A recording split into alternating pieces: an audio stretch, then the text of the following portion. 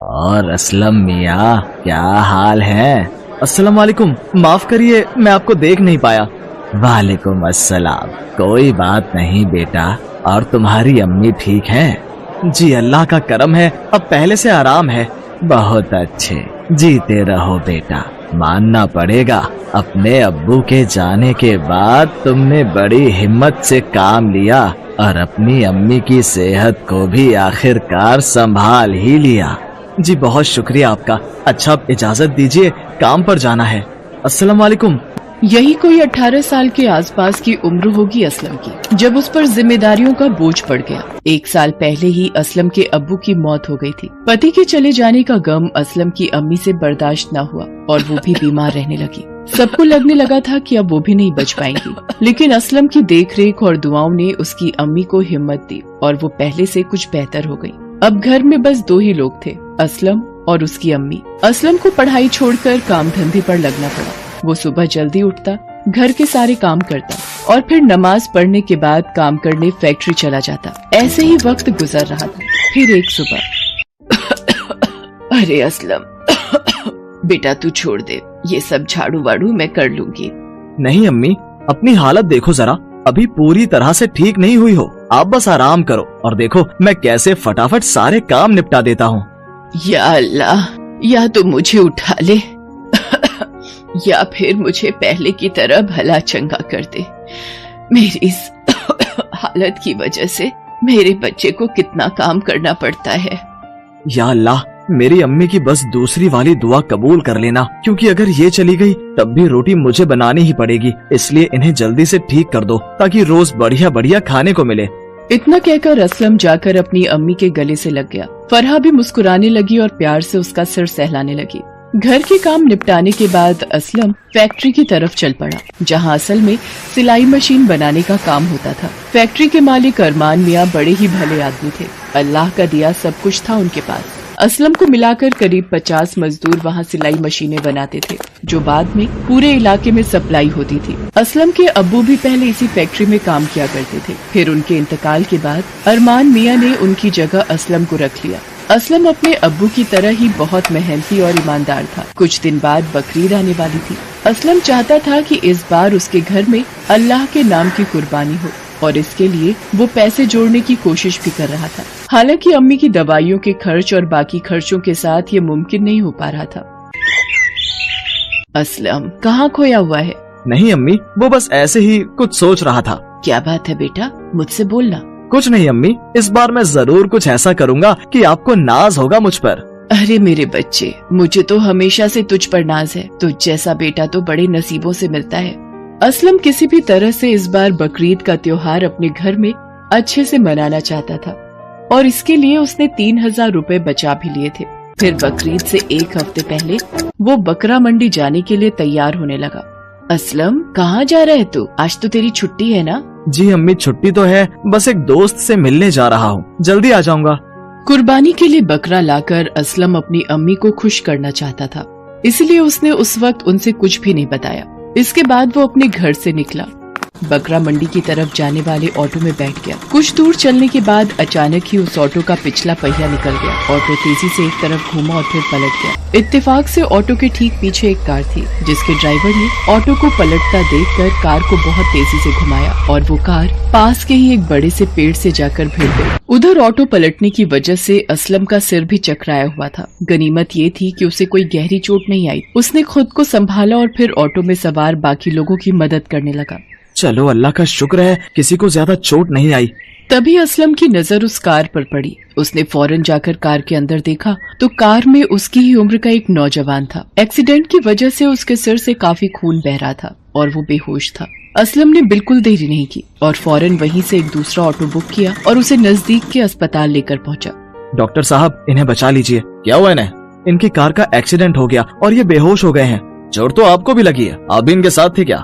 नहीं सर, पर उससे क्या फर्क पड़ता है। अल्लाह की खातिर आप पहले इनका इलाज शुरू कीजिए। देखो बेटा, इनके सिर पर गहरी चोट लगी है, पता नहीं जख्म कितना गहरा है। कुछ टेस्ट करने पड़ेंगे तभी हम आगे कुछ कर पाएंगे। तो ऐसा करो, तुम काउंटर पर 5000 रुपए जमा कर दो। इतना कहकर डॉक्टर वहाँ से चले गए और असलम गहरी सोच में पड़ गया। उसकी जेब में उस वक्त सिर्फ 3000 रुपए थे, जो असल में उसने किसी और काम के लिए रखे थे। आपके मरीज को ऑपरेशन थिएटर ले जा रहे हैं, ये उसका सामान है, इन्हें आप रख लीजिए। जी शुक्रिया आपका। असलम ने पर्स खोलकर देखा तो उसमें रखी आईडी से पता चला कि उस लड़के का नाम फरहान है। उसके पर्स में 2000 रुपए भी थे। असलम ने उन 2000 रुपयों के साथ अपने 3000 रुपए मिलाए और काउंटर पर जमा कर दिए। कुछ देर बाद डॉक्टर साहब अब कैसे हैं वो? ऊपर वाले का शुक्र है कि तुम उन्हें सही वक्त पर यहाँ ले आए, वरना जान बचाना बहुत मुश्किल हो जाता। या अल्लाह, बहुत बहुत शुक्रिया। अच्छा बेटा देखो, मैं जानता हूँ कि तुम इस लड़के के परिवार से नहीं हो, इसलिए मैंने तुमसे सिर्फ टेस्ट के पैसे जमा करने को कहा और इस लड़के का ऑपरेशन कर दिया। पर अब तुम्हें जल्द ही इसके परिवार वालों को ढूंढना होगा आगे की फॉर्मेलिटीज के लिए। जी मैं उन्हें ढूंढने की कोशिश करता हूँ। काफी देर सोचने के बाद असलम को एक तरीका सूझा और उसने फरहान के पास जाकर उसके फिंगरप्रिंट से उसके फोन को अनलॉक किया। फिर उसने उस लड़के के फोन की लास्ट कॉल वाले नंबर पर कॉल किया और सारा हाल बता दिया। वो नंबर फरहान के एक दोस्त का था, जिसने तुरंत ही उसके घर पर हादसे की इत्तला कर दी। कुछ देर बाद एक बड़ी सी गाड़ी अस्पताल के बाहर आकर रुकी। उस गाड़ी से अरमान मियाँ बाहर निकले, जिनकी फैक्ट्री में असलम काम करता था। असलम, तुम यहाँ क्या कर रहे हो? और ये तुम्हारे सर पर चोट कैसी? सब ठीक तो है ना? जी मैं तो ठीक हूँ, बस किसी का इंतजार कर रहा हूँ। एक भाईजान अंदर एडमिट हैं, उनके अब्बू यहाँ आने वाले हैं। असल में फरहान अरमान मियाँ का ही बेटा था, जो एक दिन पहले ही विदेश से अपनी पढ़ाई खत्म करके वापस लौटा था। असलम ने उसे कभी नहीं देखा था, इसलिए पहचान नहीं सका। अरमान मियाँ भी उस वक्त तक कुछ नहीं जानते थे। उन्होंने असलम को अपने बेटे के एक्सीडेंट के बारे में बताया और फिर दोनों अस्पताल के अंदर गए। वहाँ जाकर दोनों को सच्चाई का पता चला। भाई साहब, आपके लड़के की जान बची है तो इस लड़के की वजह से। ये लड़का बड़ा हिम्मती और नेक दिल है। बिना जान पहचान होते हुए भी इसने आपके बेटे को बचाने के लिए अपनी जमा पूंजी लगा दी। कुछ घायल होने के बावजूद इसे आपके बेटे की ही चिंता थी हर वक्त। यकीन मानिए, अगर अस्पताल लाने में थोड़ी सी भी देर हो जाती तो हालात कुछ और ही होते। सच्चाई जानकर अरमान मियाँ ने असलम के हाथ पकड़ लिए और रोते हुए उससे बोले, असलम बेटे, मैं किस तरह तुम्हारा शुक्रिया अदा करूं? तुम्हारा ये एहसान मैं कैसे चुकाऊं? नहीं मालिक, ये आप क्या कर रहे हैं? आप मालिक साहब, एहसान तो आपका है मुझ पर। तभी अस्पताल का एक कर्मचारी वहाँ आया और उसने काउंटर पर जमा कराए गए 5000 रुपए की रसीद अरमान मियाँ को पकड़ा दी, जिसे देखकर वो सारी बात समझ गए और असलम से बोले, बेटा ये पैसे तुमने काउंटर पर जमा किए, पर अभी तो तुम्हें तनख्वाह भी नहीं मिली होगी। जी वो मैंने ये पैसे बचा कर रखे थे। असलम की हिचकिचाहट और मुरझाया हुआ चेहरा देखकर अरमान मियाँ पूरी बात समझ गए। उन्होंने असलम को गले से लगा लिया और फिर अपने ड्राइवर से कहकर असलम को उसके घर छुड़वाया। फिर उसी शाम असलम के घर के दरवाजे पर किसी ने दस्तक दी। जी बताइए। जी, ये आपके लिए ये बकरा अरमान मियाँ ने भेजा है और कहा है कि बकरा ईद पर कुर्बानी के बाद उनके बेटे की सलामती की दुआ जरूर करना। उस बकरे को देखकर असलम की आंखों में आंसू आ गए। फिर सब ठीक हो गया। असलम और उसकी अम्मी ने बड़े दिनों बाद कोई त्योहार अच्छे से मनाया और सही मायने में असलम ने जो कहा था वो कर दिखाया, क्योंकि अब सिर्फ असलम की अम्मी को ही नहीं बल्कि उसे जानने वाले हर शख्स को उस पर नाज था।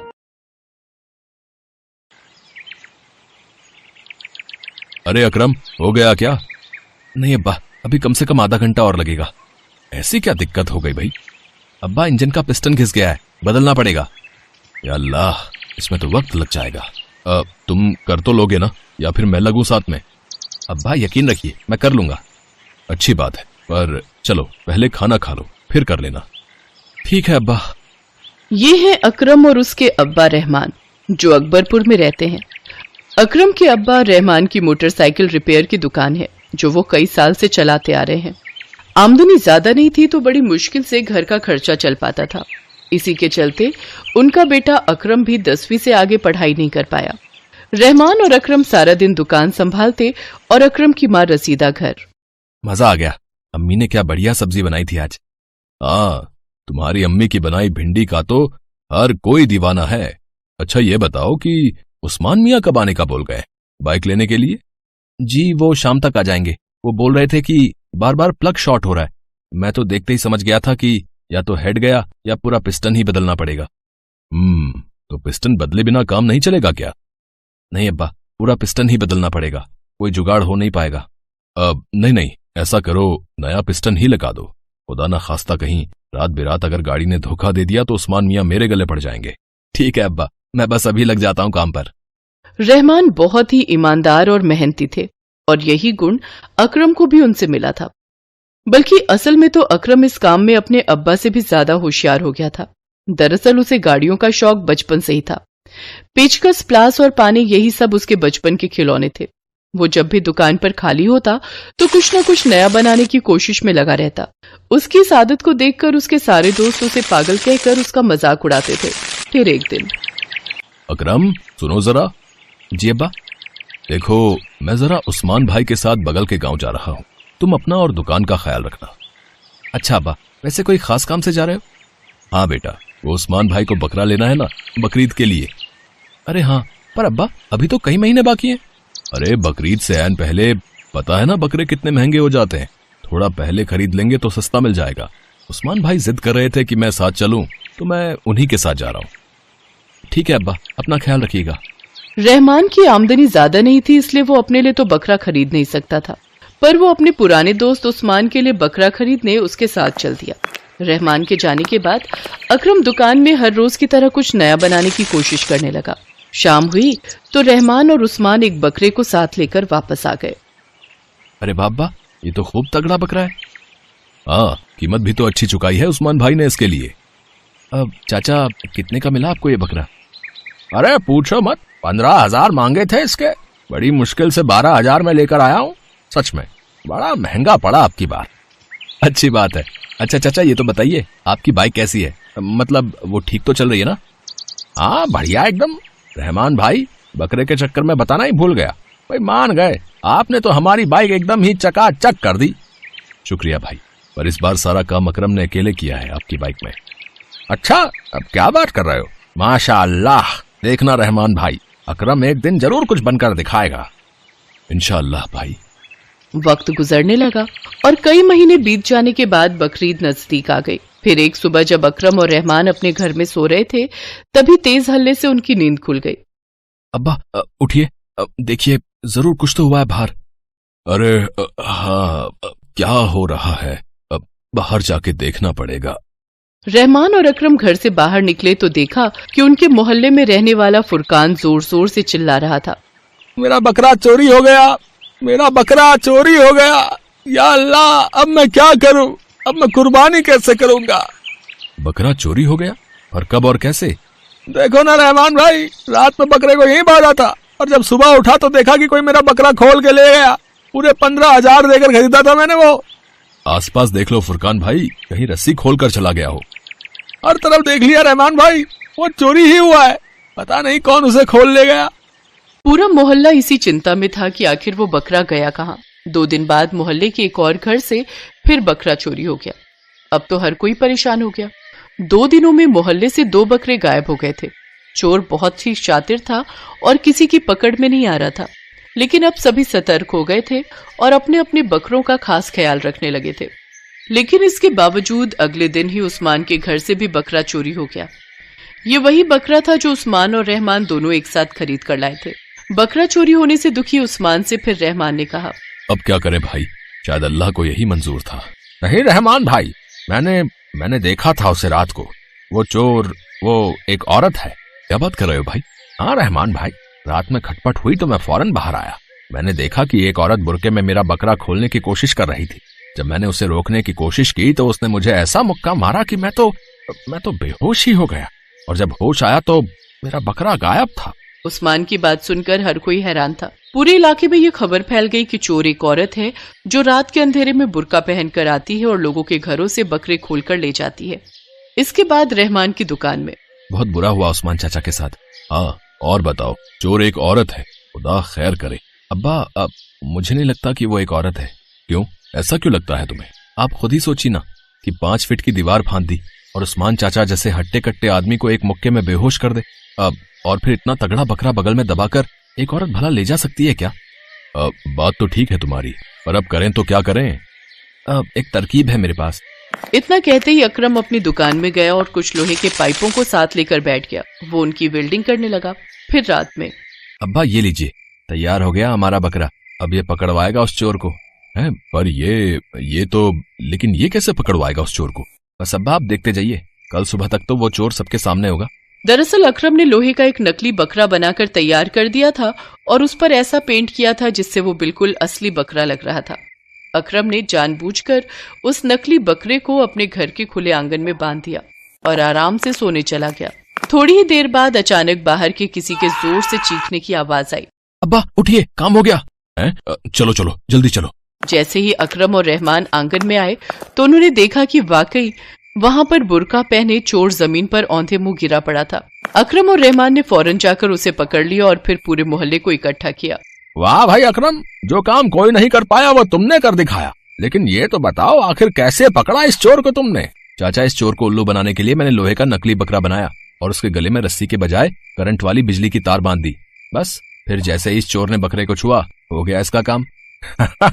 बहुत बढ़िया बेटा, चलो अब जरा इन मोहतरमा का चेहरा तो देखें और फिर इनसे अपने बकरे भी तो वापस लेने हैं। रसीदा बहन जरा जाइए तो। उस्मान के कहने पर जैसे ही अकरम की माँ रसीदा ने चोर के चेहरे से पर्दा हटाया तो वहां मौजूद हर कोई हैरान रह गया। बुरके के अंदर कोई औरत नहीं बल्कि फुरकान था, वही फुरकान जिसका बकरा सबसे पहले चोरी हुआ था और उसके बाद से ही लगातार बकरे चोरी हो रहे थे। उस्मान ने आगे बढ़कर फुरकान से पूछा, क्यों बे, क्या है ये सब है? तेरा तो खुद का बकरा चोरी हुआ था ना, सच सच बता वरना। मुझे माफ कर दो भाईजान, माफ कर दो, मेरे मन में लालच आ गया था इसलिए मैंने आप सबके बकरे चुराए। पर तेरा खुद का बकरा वो कहाँ गया? वो असल में मैंने अपना बकरा बेच दिया था और फिर आप सबसे झूठ कहा कि वो चोरी हो गया ताकि आप सब मुझे बेचारा समझे और मुझ पर कोई शक ना करे। मुझे लगा था कि ऐसा करके मैं कभी पकड़ा नहीं जाऊंगा और सबके बकरे ईद से ऐन पहले महंगे दामों पर बेचकर खूब पैसे कमाऊंगा। बेटा चाल तो तेरी अच्छी थी पर मेरे अकरम के सामने चल नहीं पाई। इसके बाद मोहल्ले के लोगों ने फुरकान को पुलिस के हवाले कर दिया और फिर सभी ने होशियार अकरम की पीठ थपथपाई। साथ ही बकरीद का त्योहार भी खूब हंसी खुशी के साथ मनाया।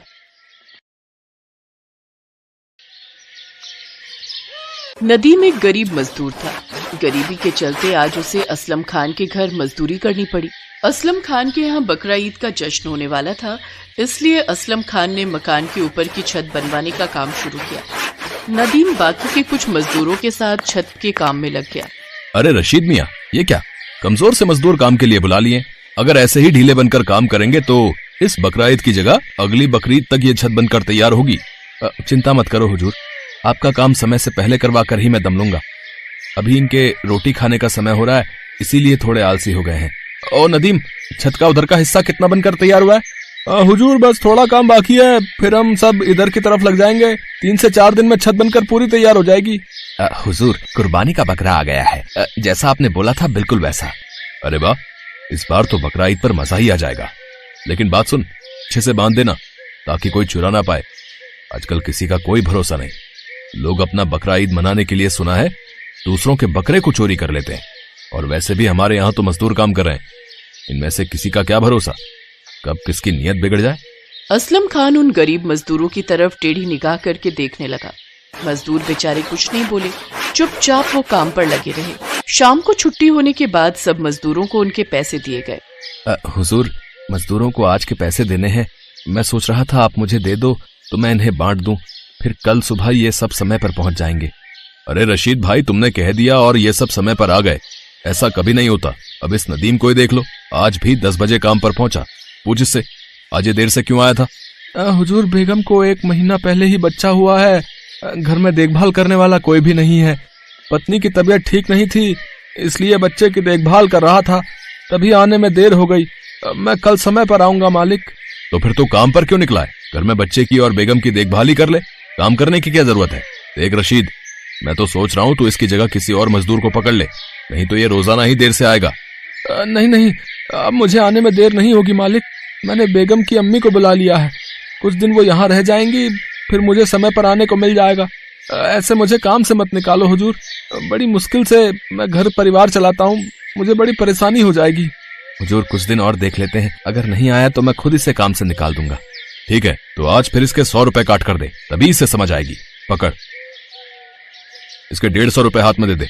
मालिक, मेरे घर में छोटा बच्चा है, आप मेरे इतने रुपए काट लोगे? घर में खाने को कुछ भी नहीं है, बच्चे का दूध भी खरीदना है, घर में खाने का सामान और राशन भी खत्म है, बड़ी मुश्किल से। रशीद नदीम की बात बीच में ही काट देता है। अरे बड़े लोग हैं, इनके सामने इतना बोलना सही नहीं है। जितने दे रहे हैं उतने रख ले, नहीं तो इस काम से भी जाएगा। ये तो मैं हूं जो तेरा काम बचाने की फिराक में हूं, और तू जानबूझकर अपने पैरों पर कुल्हाड़ी मार रहा है। चल अब चुपचाप जा और कल समय पर आ जाना। नदीम की मजबूरी थी कि वो अपनी गरीबी के कारण इस समय चुप था। वो कुछ नहीं बोला और 150 रुपए लेकर उसने बाजार से कुछ सामान और बच्चे के लिए दूध खरीदा और घर पहुंचा। अच्छा हुआ आप सब्जियां ले आए, मैं जल्दी से कुछ खाने का बना लेती हूँ। सलमा, तू बच्चे के पास बैठ, खाना मैं बना लेती हूँ। क्या हुआ, तुम्हारा चेहरा क्यों उतरा हुआ है? तबीयत तो ठीक है ना तुम्हारी? क्या करूं सलमा, मुझे जबरदस्ती असलम खान के घर काम करना पड़ रहा है। क्या हुआ बेटा, सब ठीक तो है ना? नदीम असलम खान के घर हुआ आज का सारा वाकया बताता है। ये तो असलम मियाँ की बात बहुत ही गलत है। थोड़ा तो उन्हें खुदा से डरना चाहिए कि ऐसे हम गरीब मजदूरों के पैसे काटकर वो अपने खजाने भरकर क्या ही करेंगे। बेटी, इन लोगों को कोई फर्क नहीं पड़ता। कोई गरीब मजदूर बेचारा पूरा दिन मेहनत करके जो थोड़े पैसे कमाता है, ये लोग उसे कोई अहमियत नहीं देते। ये पैसे वाले अपना रौब अलग ही दिखाते हैं। गरीब मजबूर बेचारे इनके आगे कुछ नहीं बोल सकते। ये लो, तुम दोनों खाना खाओ, मैं गरम गरम रोटी सेक रही हूँ। सलमा, तू भी खा ले बेटी, तेरा भूखा रहना बच्चे के लिए ठीक नहीं। कोई नहीं, अपने बीबी बच्चों के लिए थोड़ा बर्दाश्त कर लूंगा, कल सुबह जल्दी निकल जाऊंगा। अगले दिन नदीम जल्दी ही काम पर चला जाता है। इतनी देर तक मजदूर काम पर नहीं आए थे। नदीम छत पर गया और अपना काम करने लगा। तभी तेज बारिश हो गई, जिस कारण छत पर पानी भर गया। अरे आज तो काम हो ही नहीं सकता, बारिश में छत गीली हो गई है। अब तो काम कल ही करना पड़ेगा। देखता हूँ, रशीद मियाँ को फोन कर लूंगा। इसी कारण मुझे लगता है बाकी मजदूर भी काम पर नहीं आए हैं। मुझे लगता है सबने छुट्टी कर ली होगी। मैं भी घर ही चला जाता हूँ। नदीम घर जाने लगता है, तभी असलम उसे आवाज लगाता है। अरे अरे, कहाँ जा रहे हो?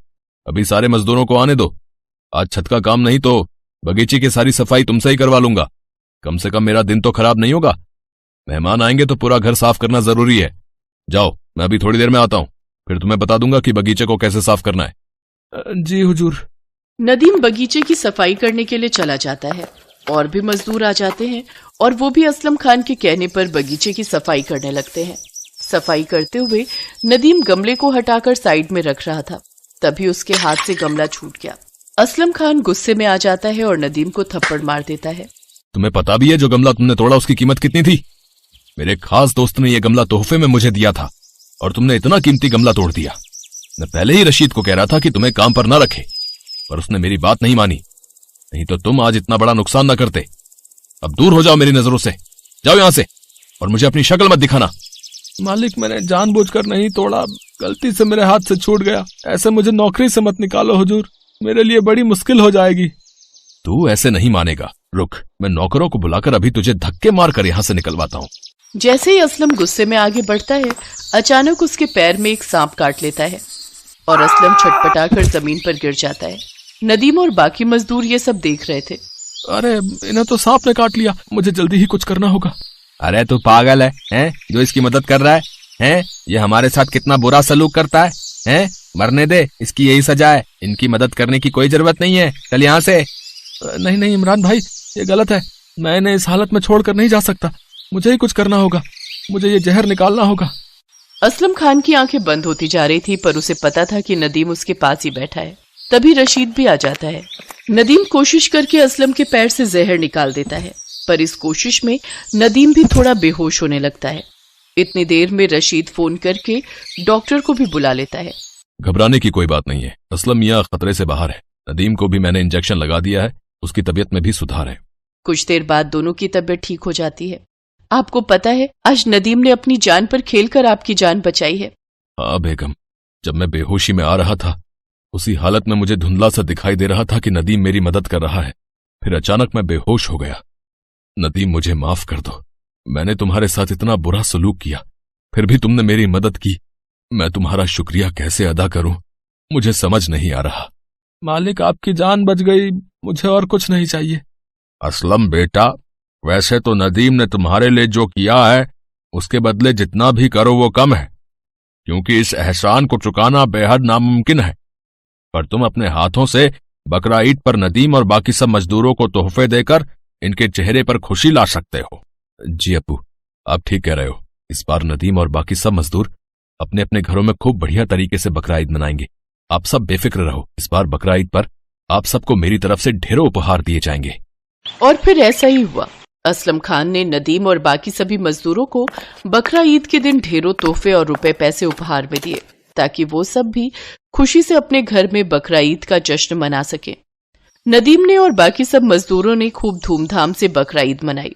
सब मिलकर खुदा का शुक्रिया अदा करते हैं।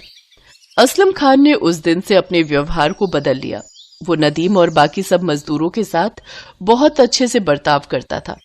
असलम ने और भी लोगों के घर नदीम और बाकी मजदूरों को काम दिलवाया और वो पूरा ध्यान रखता था कि रशीद नदीम और सभी मजदूरों को सही तरीके से पैसे बांटे, ताकि किसी भी मजदूर के साथ कुछ भी गलत ना हो और सभी मजदूरों का घर परिवार ठीक से चलता रहे।